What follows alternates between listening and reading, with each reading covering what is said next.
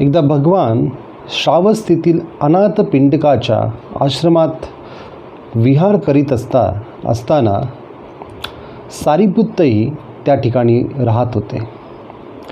भिक्खूंना उद्देशून भगवंत म्हणाले, भिक्षूंनो, ऐहिक संपदेऐवजी धम्माचे तुम्ही दायात व्हा. तुमच्याविषयी वाटणाऱ्या करुणेने तुम्हाला धम्मातील वाटावा मिळावा म्हणून तुम्हाला धम्माचे दायात बनवित आहे. असे बोलून भगवान आपल्या गंधकुटीत गेले. सारीपुत्त मागे राहिला आणि भिक्खूंनी त्याला निब्बाणाचा अर्थ स्पष्ट करण्यास सांगितलं. तेव्हा सारीपुत्त म्हणाले, लोभ हा द्वेष आहे, लोभ हा दोष आहे, द्वेष हा दोष आहे. हा लोभ आणि हा द्वेष घालवण्याचा मार्ग मध्यम मार्ग होय. हा मार्ग आपल्याला पाहायला शिकवतो, जाणायला शिकवतो, ज्ञान देतो. तो आपणाला शांती, अभिज्ञा, बोधी आणि निब्बाण याचकडे नेतो.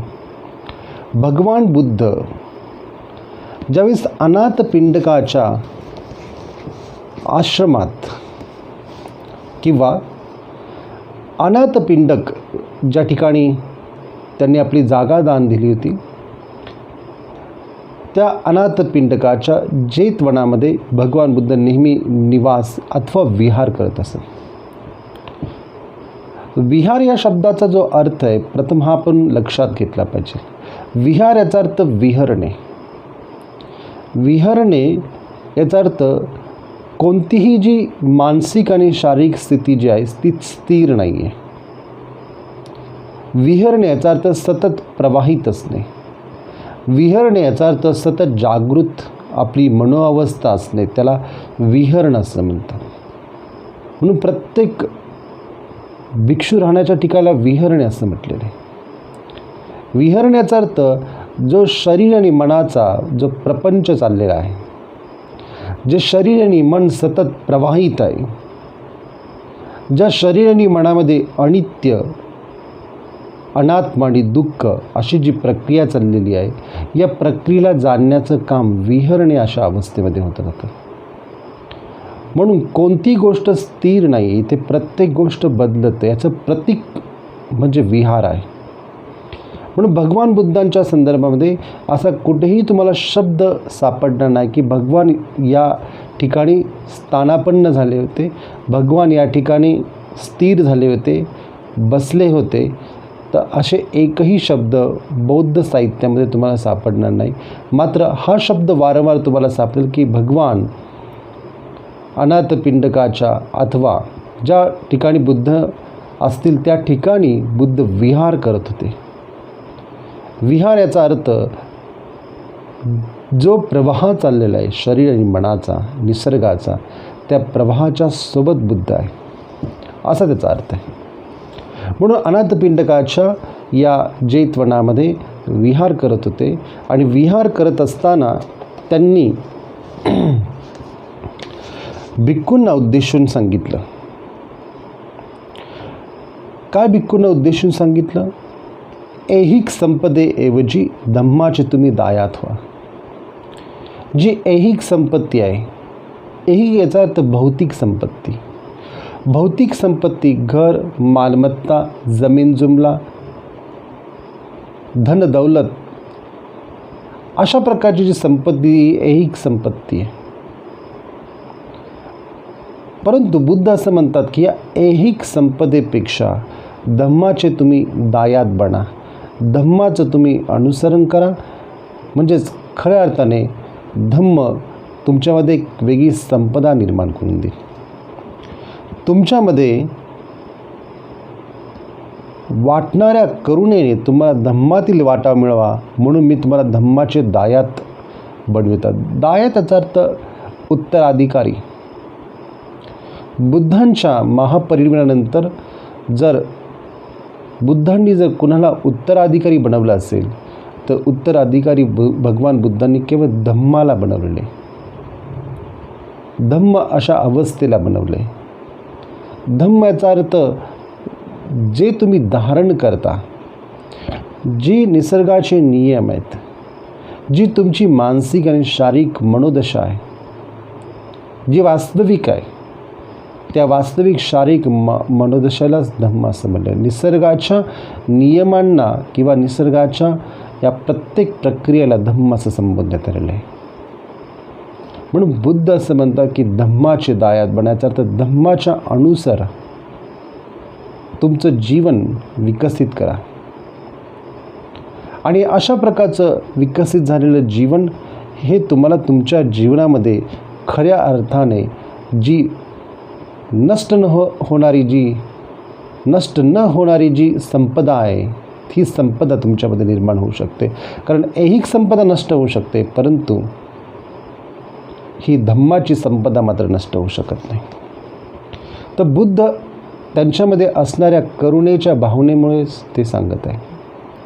करुणा याचा अर्थ असा की करू याचा अर्थ दुःख, ना याचा अर्थ भावना, ज्याच्यामध्ये दुःख मुक्तीची भावना आहे. ज्याला असं वाटतं की प्रत्येक व्यक्ती सर्व प्रकारच्या मानसिक आणि शारीरिक दुःखातून मुक्त व्हावा आणि प्रत्येक व्यक्तीने बुद्धत्व अवस्था प्राप्त करावी, प्रत्येक व्यक्ती धम्माचा दायाद बनावा, या करुणेच्या भावनेने तथागतांनी आपल्या भिक्खूंना या प्रकारचं प्रवचन, या प्रकारचं वचन ते या ठिकाणी बोललेले. असे बोलून तथागत गंधकुटीत गेले.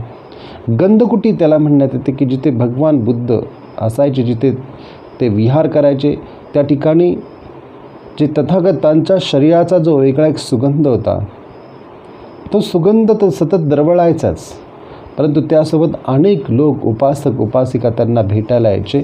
त्यावेळेस ते अनेक प्रकारचे फुलं बुद्धांना अर्पण करण्यासाठी यायचे आणि बुद्धांना फुलं अर्पण करत असल्यामुळे त्या ठिकाणी सतत एक सुगंध दरवळायचा. त्याला गंधकुटी असं म्हटलेलं आहे. जिथे सतत सुगंध असतो, जिथे शिलाचा सुगंध सतत दरवळतो, त्याला गंधकुटी असं म्हटलं जातं.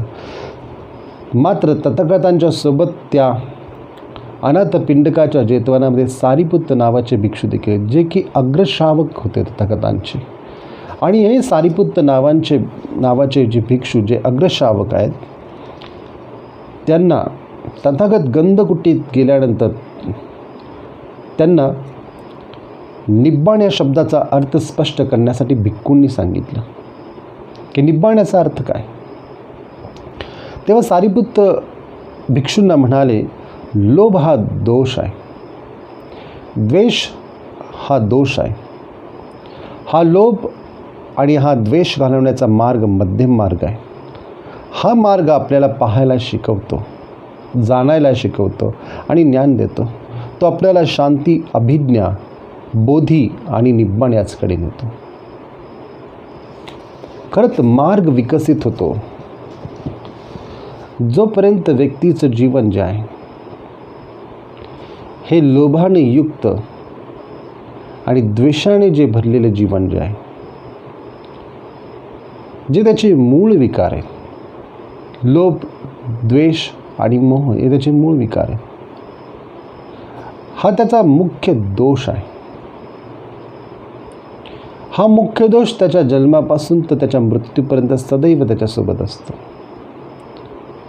परंतु जन्म आणि मृत्यूपर्यंत जर तुमच्यामध्ये या प्रकारे हे लोभ, द्वेष आणि मोह या प्रकारचे दोष तुमच्यासोबत असतील अथवा विकार तुमच्यासोबत असतील, तर तुमचं जीवन त्याचप्रमाणे बनत जातं आणि त्याच प्रकारचे संस्कार तुमच्या मनामध्ये होत जातात. जे संस्कार तुमच्या जीवनाच्या प्रत्येक मानसिक प्रवृत्तीतून बाहेर पडत असतं. आणि म्हणून सारिपुत्त या ठिकाणी म्हणतात की लोभ, द्वेष हा जीवनाचा दोष आहे. आणि हा जो लोभ आहे आणि हा जो द्वेष आहे, हा घालवण्याचा एकमात्र मार्ग म्हणजे मध्यम मार्ग आहे, जो तुम्हाला पाहायला शिकवतो, जो तुम्हाला जाणायला शिकवतो. पाहायला शिकवतो याचा अर्थ तुमच्यामध्ये एक अशी दृष्टी निर्माण करतो की जी दृष्टी सम्यक असेल, जी दृष्टी कोणत्याही प्रकारच्या मिथ्या दृष्टीने ग्रस्त नसेल, जी दृष्टी प्रज्ञायुक्त असेल, ज्ञानयुक्त असेल, जी दृष्टी तुमच्या जागृत अवस्थेतून तयार झालेली असेल. आणि ही तुमची जागृतीच तुम्हाला खऱ्या अर्थाने पाहायला आणि जाण्याला शिकवते. एकदा का तुम्हाला पाहण्याची आणि जाणण्याची क्रिया जर लक्षात आली किंवा कला जर लक्षात आली तर तुम्ही कोणत्याही प्रकारच्या दुःखातून सहजरित्या मुक्त होऊ शकता. म्हणून सारीपुत्त असं म्हणतात की मध्यम मार्ग हा तुम्हाला पाहायला जाणायला शिकवतो, तुमच्यामध्ये ज्ञान निर्माण करतो, शांती प्रस्थापित करतो, अभिज्ञा, बोधी आणि निब्बाण याचकडे नेतो. हा जो मध्यम मार्ग आहे, हा मध्यम मार्ग हा तथागतांनी प्रकाशित केलेला मार्ग आहे, हा तथागतांनी सांगितलेला मार्ग आहे, जो तुमच्यामध्ये खरंच ज्ञानाची प्रक्रिया विकसित करतो. असं ज्ञान नाही की जे पुस्तकातून तुम्हाला मिळालेलं आहे, असं ज्ञान नाही की जे तुम्ही शाळा आणि कॉलेजमध्ये प्राप्त केलेलं आहे, असं ज्ञान बिलकुल नाही की जे तुम्ही खूप पुस्तकं वाचल्याने तुमच्यामध्ये निर्माण झालेलं आहे. त्या ज्ञानाच्या संदर्भात या ठिकाणी बुद्ध बोलत नाही, ते व्यावहारिक ज्ञान आहे. आणि बुद्ध जे वास्तविक प्रज्ञाप्राप्ती या ज्ञानाच्या संदर्भात बोलत आहे, तर ती ज्ञानाची प्राप्ती करण्यासाठी तुम्हाला हा मार्ग मदत करतो, जो की शीलाचा आहे, जो समाधीचा आहे आणि जो प्रज्ञाप्राप्तीचा आहे, की ज्याच्यामध्ये शांती ही मनाची अवस्था बनून जाते, ज्याच्यामध्ये प्रीती ही मनाची अवस्था बनून जाते, सुख ही मनाची अवस्था बनून जाते आणि तुमच्या जीवनामध्ये अभिज्ञा म्हणजे अशा काही सुपर नॅचरल पॉवर्स विकसित व्हायला सुरुवात करून देते. तो मार्ग म्हणजे मध्यम मार्ग आहे. अभिज्ञा जे तथागतांना ज्ञानप्राप्तीच्या वेळेस प्राप्त झालेल्या ज्या गोष्टी आहे, जे दिव्य ज्ञान आहे, ते दिव्य ज्ञान म्हणजे अभिज्ञा, जे की सुपर नॅचरल नाही, जे नॅचरल आहे, जे तुमच्या जागृत अवस्थेवरती अवलंबून आहे, जे तुमच्या ध्यानस्थ अवस्थेवरती अवलंबून आहे, जे तुमची मनाची स्थिरता आणि शांतता यावरती अवलंबून आहे. बुद्ध धर्मामध्ये एक शब्द आहे स्थवीर. स्थवीर याचा अर्थ असा की जो सर्व इंद्रिय, लालसा आणि सर्व प्रकारच्या विकारातून मुक्त झाला आणि ज्याचं मन स्थिर झालं, की ज्याच्यामध्ये कोणतंही, जसं पाण्यामध्ये तुम्ही खडा टाकल्यानंतर किंवा एखादा दगड, छोटासा दगड जर टाकल्यानंतर ज्या पद्धतीने कंपन निर्माण होतात, तशा प्रकारची कंपनं ही त्याची मनाची अवस्था आता बनलेली नाही. त्याची मनाची अवस्था स्थिर आहे, त्याची मनाची अवस्था सम्य आणि सती सम्यक जागृतीने बदलेली आहे. आणि म्हणून अशा प्रकारची अवस्था निर्माण झाली की व्यक्तीच्या जीवनामध्ये अभिज्ञा म्हणजे खूप दूरवरचं त्याला दिसू शकतं. त्याला त्याचे अनेक जन्म तो आठवू शकतो, तो इतरांच्याही जन्माच्या गोष्टी सांगू शकतो, त्याला दूरवरचं ऐकू येऊ शकतं, त्याला पाण्यावरती, आकाशामध्ये त्याची जी ॲस्ट्रल बॉडी आहे त्याचा विकास झाल्यामुळे तो जाऊ शकतो, पोचू शकतो. ग्रॅव्हिटेशनच्या अगदी विरुद्ध लॅव्हिटेशन फोर्समध्ये तो जाऊ शकतो. सांगण्याचं तात्पर्य एकच आहे की प्रत्येक व्यक्तीमध्ये ही कॅपॅसिटी आहे आणि प्रत्येक व्यक्ती असा बनू शकतो, परंतु तो तसा बनण्यासाठी तशा प्रकारचं वातावरण त्याला जर मिळालं तर निश्चितपणे तो बनू शकतो. आणि म्हणून या ठिकाणी सारीपुत्त भिक्खूंना सांगत असताना ते सांगतात की लोभ, द्वेष आणि मोहातून मुक्त झालेल्या व्यक्तीमध्ये मध्यम मार्गाचा विकास होतो. मध्यम मार्गच त्यांना या प्रकारच्या निर्वाण अवस्थेकडे घेऊन जातो, कारण की लोभ, दोष आणि मोह हे दोष आहेत, यातून मुक्त म्हणजे निर्वाण. आणि ही निर्वाणाची अवस्था, ही बोधीची अवस्था तुम्हाला मध्यम मार्गाने प्राप्त होते. तर मध्यम मार्ग काय हे प्रथम आपण जाणलं पाहिजे. मध्यम मार्ग हा आहे की ज्याला की अष्टांग मार्ग म्हणतात, जो 8 अंगांनी युक्त आहे. सम्यक दृष्टी, सम्यक संकल्प, सम्यक वाणी, सम्यक कर्मांत, सम्यक आजीविका, सम्यक प्रयत्न व्यायाम, सम्यक स्मृती आणि सम्यक समाधी, हा तो मध्यम मार्ग आहे. तर सम्यक दृष्टी याचा अर्थ सर्व प्रकारच्या दृष्टीतून मुक्ती, सर्व प्रकारच्या धारणेतून मुक्ती. कोणतं मत आणि मतांतर मांडतो या सर्व प्रकारच्या गोष्टीतून मुक्ती, त्याला माझा सम्यक दृष्टी. जिथे कोणत्याही प्रकारची अविद्या नाही आहे, जिथे 4 आर्य सत्य याविषयीची ज्ञानाची अवस्था आहे, तिथे दृष्टी जी निर्माण होते त्याला म्हणतात सम्यक दृष्टी. सम्यक दृष्टी, सम्यक कर्मांत अथवा अशा प्रकारचे कर्म जे तुम्हाला प्राणीहिंसा, चोरी, व्यभिचार, खोटं बोलणे, कोणत्याही मादक पदार्थाचं सेवन करणे यातून तुम्हाला मुक्तता मिळवून देते.